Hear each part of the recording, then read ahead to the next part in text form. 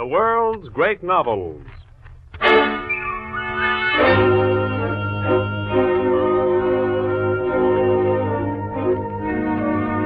NBC University of the Air presents the third episode in its four-part dramatization of Fyodor Dostoevsky's great tragic novel, The Brothers Karamazov, another in its series of books that live, the world's great novels.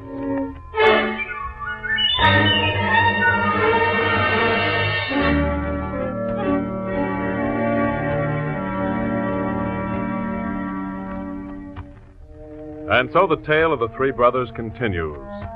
We have seen Ivan Karamazov flee from his father's house to Moscow in an effort to free himself from the family conflicts.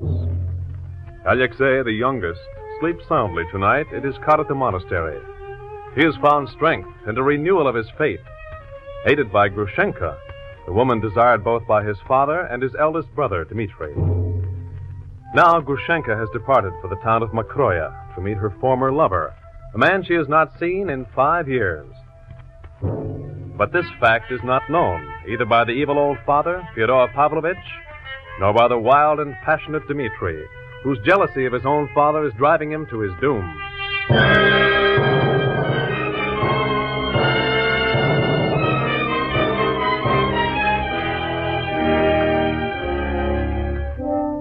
At the very moment when Grushenka, flying to a new life, called her last farewell to Alexei, Fyodor Pavlovich in his lonely house was waiting eagerly for her arrival. The lackey, Smerdyakov, had assured him that morning that she had promised to come without fail. But the day had been full of annoyances, and he was in a disagreeable temper as the old servant Grigory served him his dinner. Grigory! What the devil is the matter with this fowl? It's so dried up I can hardly chew it. Give me a drink of brandy. Yes, Fyodor Pavlovich.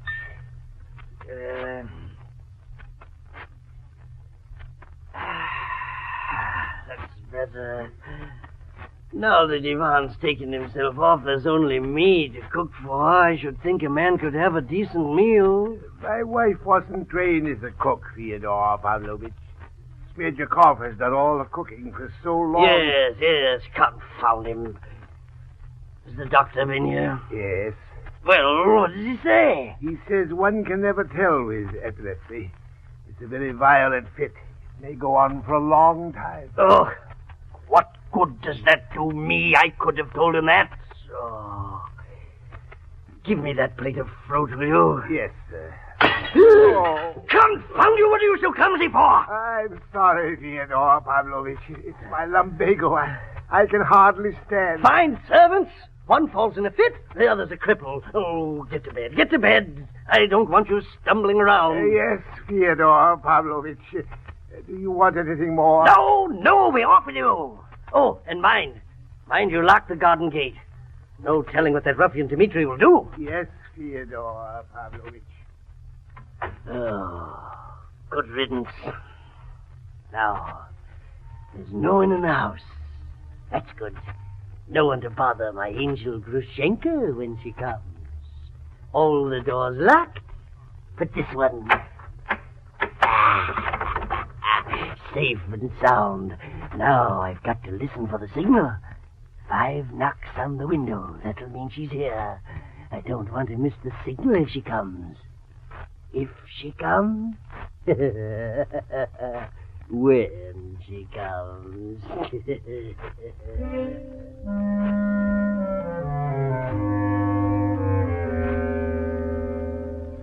Dmitri Fyodorovich said afterwards that he had spent this time in a state of mind close to madness.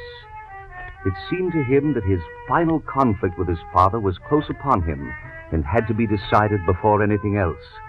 But beyond that, he dreamed of the time when he would marry Grushenka, would carry her far away to a place where they could begin anew, a virtuous life. But for this new life, he needed money, and there was the terrible weight on his conscience of the money he had stolen from Katerina Ivanovna. I've been a scoundrel to one woman. I'm a common pickpocket. Grushenka won't want to spend her life with a thief. I've got to pay my debt to Katerina. I've got to. And he made up his mind that before all else, the 3,000 rubles must be returned to Katerina Ivanovna. Where was he to get the money? Where? In his confusion, he tried every means to find it. His landlord, who was used to his strange requests. Samsonov, have you any money in the house? 3 rubles? Give it to me quickly. And a young official he had met in a tavern, a man fond of collecting weapons. Pyotr Ilyich Perhotin. These dueling pistols. They are my most prized possession. I won't sell them to you, but what will you lend me for them?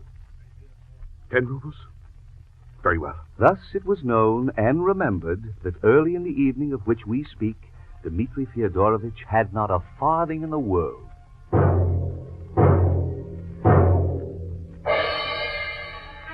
But in all those 2 days, he had seen nothing of Grushenka. And all at once, the terrible thought struck him. What has she been doing? My father is waiting for her with 3,000 rubles. What if she has gone with him? Grushenka had not been on her way to Mokroya a quarter of an hour, and Fenya, her maid, was sitting in the kitchen. Dmitri Fyodorovich! Oh, heaven help me. Fenya, where is your mistress? Where is she? I don't know, sir. You may kill me, but I can't tell you. You're lying. I know you're lying. I'll find her. Please, Dmitri Fyodorovich, please. Get out of my way. But as Dmitri is rushing for the door, something catches his eye. A pounding mortar stands on the table, and in it a small brass pestle. And reaching out his hand, Dmitri slips the pestle into his pocket.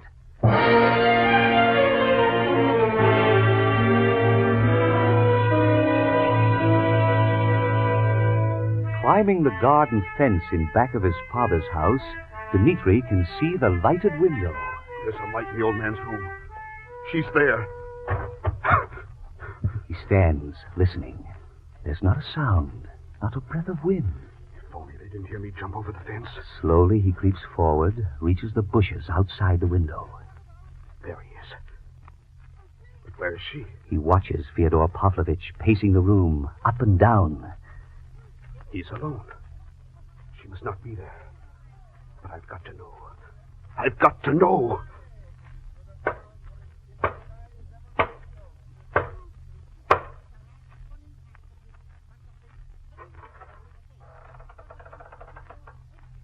Grushenka, is it you? Where are you, my angel? Where are you? Dmitri watches him, not moving. Where are you, my angel? Oh, I've got a present for you. Yes. 3,000 rubles. The money that is mine. This is the moment of loathing that Dmitri has feared. Furious anger rises in his heart. Suddenly his hand goes to his pocket. His fingers close around the brass pestle. But a moment later he turns and plunges headlong through the garden, fleeing from the impulse to kill.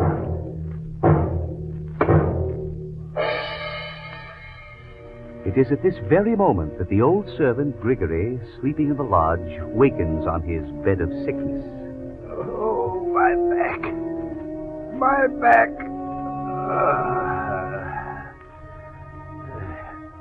There's something I've forgotten. Something. I forgot to lock the garden gate. Coming down the steps of the lodge, he notices an unusual thing. Why is the master's window open? It isn't summer now. And then, 40 paces away in the garden, the shadow of a man, a shadow moving very fast. Get away from here. I've got to get away. Who's there? Stop! Stop, I tell you! And just as Dmitri reaches the fence... So, it's you. I've got you. I've got you, parasite. Oh. What have I done? There's blood. I've killed him. And there lay Grigory. And 2 paces away, in the middle of the path, a small brass pestle covered with blood. But Dmitri was running like a madman through the night.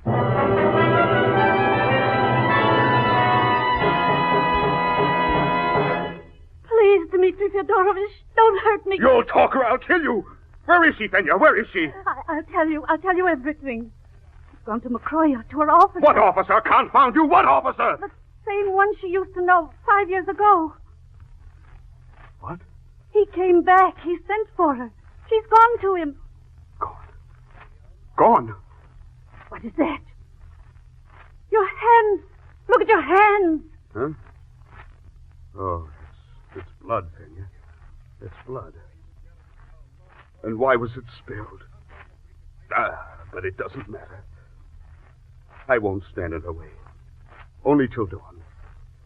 Tomorrow, Dmitri will step aside.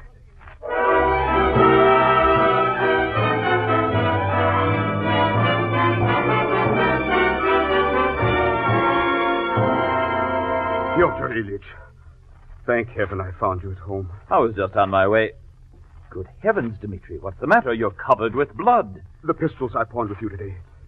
Give them to me quickly. I've brought you the money. Money? I should think you have. What a fistful of banknotes. But look at yourself. What's wrong with you? Here, I'll pour you some water. Wash that blood off. Yes. But first, give me the pistols. I need them. Here's your money.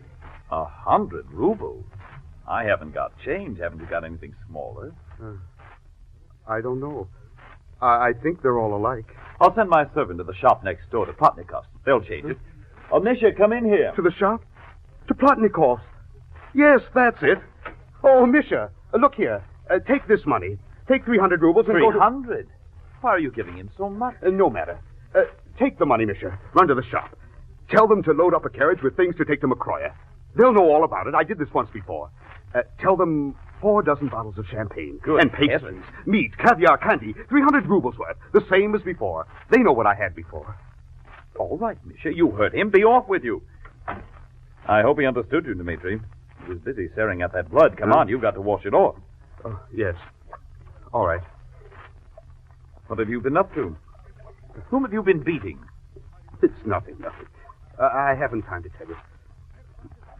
Give me the pistols. Oh, where's my money? You put it in your pocket. Oh. Where did you get all that money? Here's the pistol. I haven't opened the case since you left.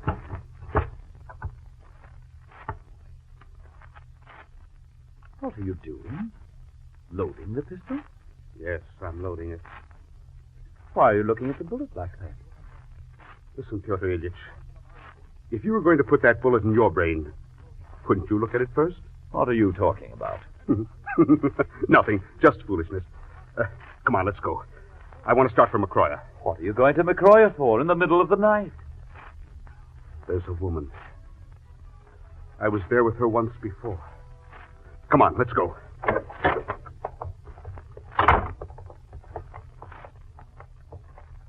Well, they've got the carriage all loaded up with the things you ordered. Yes, I've got to be off. The driver's ready. Listen, Dmitri. What was that nonsense about the bullet? Don't worry, Pyotr Ilyich. I was fooling about the bullet. I've got to get in now. Dmitri Fyodorovich, Huh? wait, please. Why, it's Grushenka's maid. Fenya, what are you doing here? Please, Dmitri Fyodorovich, don't harm my mistress. What is this? Don't harm her, Dmitri Fyodorovich. And don't murder him. He's going to marry her. That's why he came back. So that's it. You're going to make trouble, Dmitri?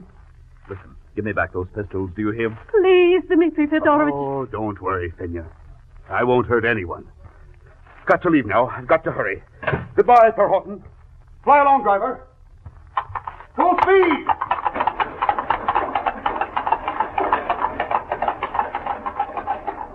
Confound it, there's something going on here. Where's that girl? She's run off. Those pistols. Oh, let them do what they like. None of my business. But his face, covered with blood. And he wouldn't say where he got that money. I'm going to look into this.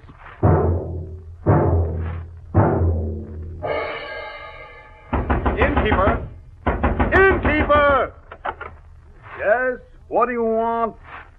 Dmitri Fyodorovich, Your Honor. It's a pleasure to see you again. Where's Grushenka? Is she here? She's here, Dmitri Fyodorovich. She's in the next room with a stranger, an official Polish gentleman. Mozholovich's name is. Listen, you remember when I was here before how I sent the money flying? I remember well. You must have left 3,000 rubles behind you. Yes. Well, I've come to do the same thing again. Unload the cart, the champagne, everything. And send for the gypsies. Wake up the whole village. I want a feast, you hear? At once, Dmitri Fyodorovich. Come on, driver. Lend a hand here.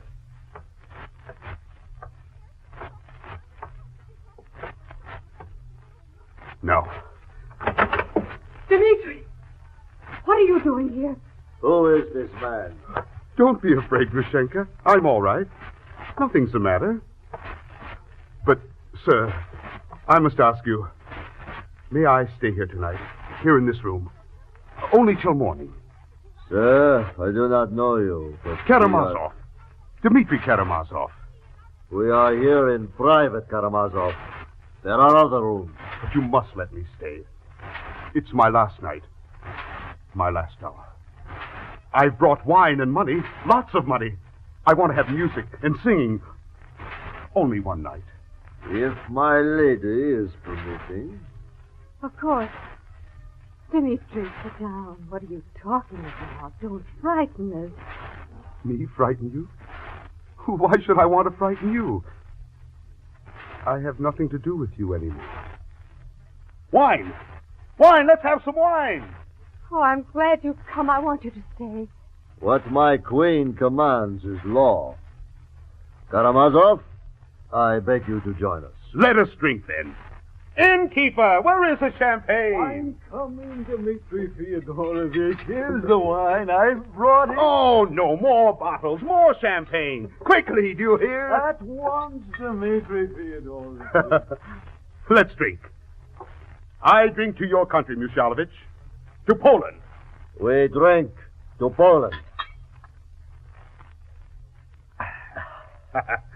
And now, let us drink to Russia. To Russia, and we shall be brothers. What is this, Mushalovich? You do not drink. I will not drink to Russia. Huh? Russia is the enemy of my country. You are a fool, Mushalovich. I am not a fool. Then why don't you drink? A man loves his own country. Stop quarreling. I won't have it. Stop it, I tell you. I'm sorry. I didn't mean to start a quarrel. You didn't, son. It was he. It was not a good idea to drink. And are we simply to sit here now and look at each other? Oh, no. That isn't what I want. What shall we do? You mentioned you had money, Karamazov. Perhaps a game of cards. Cards? Why, that's a wonderful idea. We'll play cards. Of course, it is very late. It's always late with you. Why are you so dull? Why are you so gloomy? I am only gloomy when you're angry with me. Are you ready, Karamazov? Yes, sit at the table. Yes. Well, here is my money. I want to lose a lot to you. Would you care to use your own card? No. Take your card. As you wish. How much is the bank? 100 rubles, 200, as much as you want. 200, then. Here. I stake 10 rubles on the knave. The knave is trump. Double the stakes. The queen of hearts. The queen is also trump. Double again. On the 7. Stop, Dmitri. You lose again, Karamazov. All right. Double again. You have lost 200 rubles, Karamazov. Will you stake any more? 200 already? Well, here then. Another 200. Stop it. That's enough. But what's the matter? I won't let you go on. I won't let you do it. Are you joking, my lady? You're cheating. I saw you do it. I saw you change a card. So that's it. You've come to that. You're nothing but a cheat. You dare to insult my honor? Your honor. You have no honor. Dmitri, make him give him back your money. Make him give it back. This is unthinkable. No. Wait a minute. Never mind the 200. What? Mushalovich, listen. You want money. I'll give you money, lots of it. What is this, Dmitri? 3,000, Mushalovich. Take it and go your way. 3,000, you say? 700 down and I'll get the rest. On my honor, I'll get it. Take it and go to the devil. This minute and forever. You're offering him money for me? How dare you? Am I for sale? But look at him. He'll take it. He wants it. Only he wants the whole thing at once, and more, too. Oh, Musyalovich, perhaps you heard I had money. Is that why you came here to marry me? I came here to forget the past. I came to forgive you. You came to forgive me. But now when I see this man, this Karamazov, your lover... That's a lie. She's a good woman. It's not as you say. I came here to make you my wife. But you're not the same. You're a shameless woman. Get out, then. Go back where you came from. Do you mean this? I've been such a fool. I've been miserable for 5 years, and for this. You weren't like this at all. 5 years I've been crying like a fool, like a shameless fool. Shameless, yes. Shameless and common. Will you get out? Or do I have to throw you out? I'm going. Grushenka, you can come with me if you want to. If not, goodbye. Get out! Get out!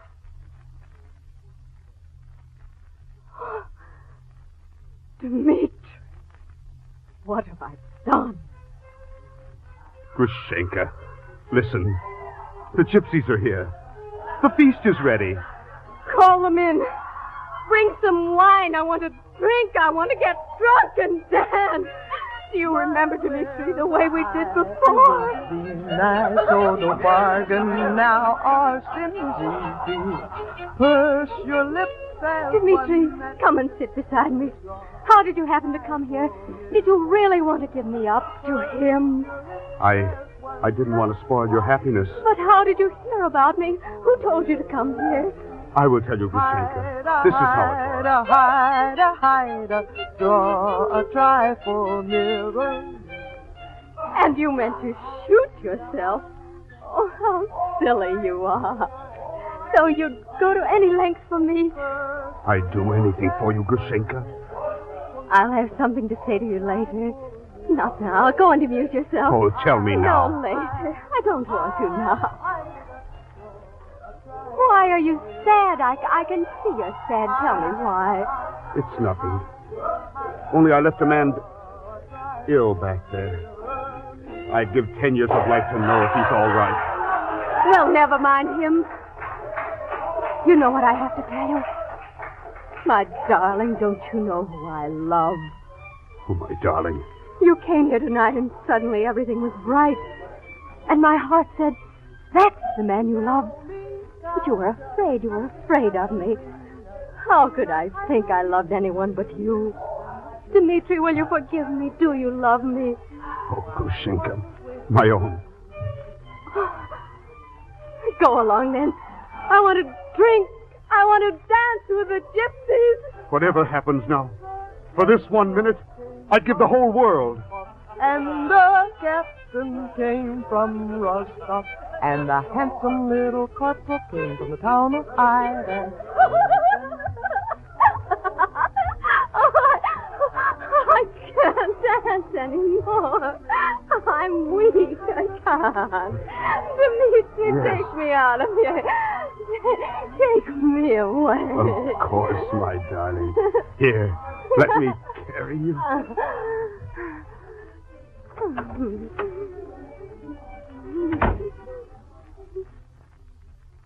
Lie down here, my darling. Lie still and rest. Darling. Don't touch me, please. Let us be good. Let us be honest. Take me away. Take me far away. Yes. Yes, I'll take you. We'll fly away. Yes, darling. When shall it be? When? Right away. Soon. Oh, if I only knew about that blood. What blood? Nothing. Darling, you want to be honest. But I'm a thief. I've stolen money from Katerina. Oh, no, you haven't. Take it from me. Pay her back. What does money matter? Give it back to her and love me. Don't love her anymore. I do love you. I love only you. I love you in Siberia. Why, Siberia? Oh, never mind, Siberia, if you like. I don't care as long as I'm close to you. Here he is. Huh? What is this? Will you come here to us, please? Who are these men? This is the captain of police. I am the deputy prosecutor, Hippolyte Kirillovich Makarov. The old man. The old man in his blood. I understand. Then you admit the crime? I admit it. Punish me, decide my fate. You will have to come along with us. I'll come. But tell me, how did you find out so soon? It was the devil's work that you came here so soon. As to that, the other Ilyich Pierre Houghton informed us how you came to him. Covered with blood. Oh. We found the old man lying where you left him. His head battered in. Yes. Yes, it was so. I didn't mean to kill him. Oh, Gregory. You speak of the old servant? He's alive. Huh? In spite of your blows. He's recovered. He's alive? I didn't kill him? Oh, Lord, I thank thee for his miracles. Indeed, it was he who told us how he caught you, running from the open door of the house. House? Door? What door? And how stupid you were, going to Pierre Houghton with the old man's money in your fist. The old man's money? What nightmare is this? What are you talking about? Come now. You admitted the crime. But what crime? You have said Grigory lives. Enough of this. Ex-Lieutenant Dmitri Fyodorovich Karamazov, it is my duty to inform you that you are charged with the murder of your father, Fyodor Pavlovich Karamazov.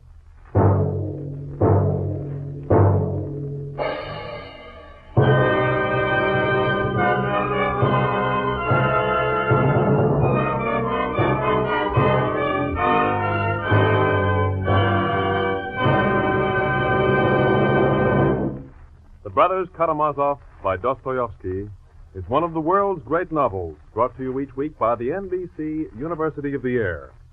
Listen next week to the final episode of The Brothers Karamazov, and remember that this and countless other great books are to be had in your local public library. To enhance your enjoyment of these broadcasts, NBC offers you Herbert Gorman's Handbook of the World's Great Novels. Just send 25 cents with your request to World's Great Novels, Post Office Box 30, Station J, New York 27, New York. That's World's Great Novels, Post Office Box 30, Station J, New York 27.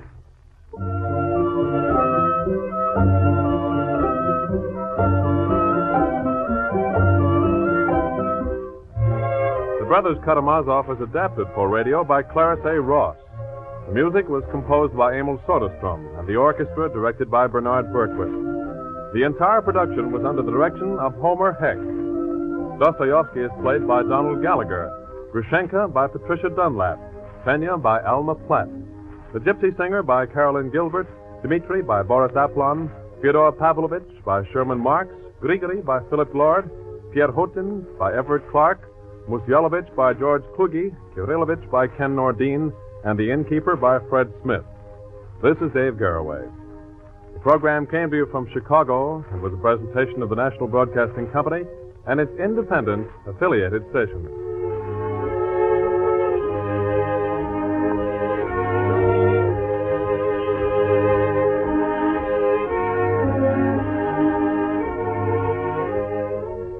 A soldier will take shelter in a tent, a foxhole, or a cellar during a war. He has to. But as a private citizen and a veteran, he needs a decent place to live for himself and his family. Right now, our veterans are finding it next to impossible to locate such a place. And it will be a long time before emergency housing measures take care of the situation. But you can help him. You can help him by sharing your home, remodeling unused space into apartments, listing vacancies at the local Veterans Housing Center, and by not discriminating against children. If you can help to house a veteran, do it today. This is no time for sympathy. This situation demands action. This is NBC, the National Broadcasting